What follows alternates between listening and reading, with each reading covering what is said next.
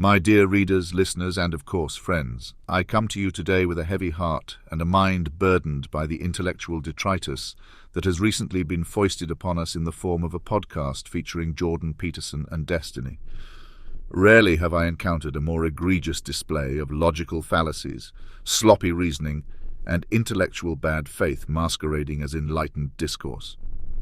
Let us begin with Destiny's astonishing assertion that the widespread acceptance of the COVID-19 vaccines is somehow proof of their safety and efficacy. This is the bandwagon fallacy in its purest form. The idea that an idea must be valid simply because it is popular. By this logic, the Earth was flat until Galileo came along, and bloodletting was a sound medical practice until the 19th century. The fact that billions of people have received the vaccines does not, in and of itself, prove that they are safe, any more than the fact that billions of people once believed in witchcraft made it real. But Destiny is hardly alone in his intellectual sins. Jordan Peterson, the supposed voice of reason in this dialogue, seems to have abandoned all pretense of critical thinking in his rush to attribute the excess deaths in Europe to the COVID-19 vaccines. This is a textbook example of the hasty generalization fallacy, the idea that a limited set of data can be used to draw sweeping conclusions about a complex phenomenon. Peterson conveniently ignores the myriad other factors that could be contributing to these deaths, from the long-term effects of the pandemic itself to the economic and social upheaval that has followed in its wake.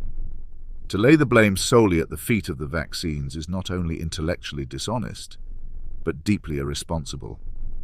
And then, of course, there is the ever-popular appeal to authority, the idea that the opinions of experts should be accepted without question simply because they are experts. Both Peterson and Destiny seem to have a deep reverence for this fallacy, invoking the opinions of experts as if they were handed down from on high. But let us not forget that experts, for all their knowledge and credentials, are still human beings, subject to the same biases, blind spots, and ulterior motives as the rest of us. To accept their pronouncements without question is to abdicate our responsibility as critical thinkers and to surrender our intellectual autonomy to those who may or may not have our best interests at heart. But perhaps the most outrageous moment in this intellectual train wreck comes when Peterson has the audacity to compare the motives of the modern environmental movement to those of Adolf Hitler. This is not only a false equivalence of the highest order, but a deeply offensive trivialization of the horrors of the Holocaust. To suggest that those who advocate for renewable energy and environmental sustainability are somehow akin to the architects of the greatest atrocity in human history is a grotesque distortion of reality that has no place in serious discourse. It is a sad indictment of the state of public discourse that such sloppy reasoning and intellectual dishonesty can pass for serious debate.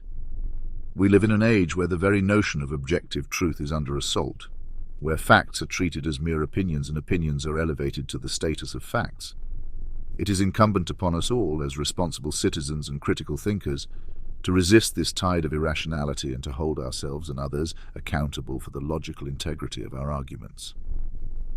The podcast featuring Peterson and Destiny is a prime example of everything that is wrong with contemporary discourse. It is a toxic stew of fallacious reasoning, intellectual laziness, and bad faith argumentation that serves only to muddy the waters of public debate and to erode the very foundations of rational thought. We deserve better than this, and it is up to us to demand it. So let this be a call to arms, a rallying cry for all those who still believe in the power of reason and the sanctity of truth. Let us stand up against the charlatans and the demagogues, the peddlers of fallacies and the merchants of intellectual snake oil. Let us demand more from ourselves and from those who would presume to shape our opinions. For in the end, the pursuit of truth is not a luxury, but a necessity, the very lifeblood of a free and enlightened society.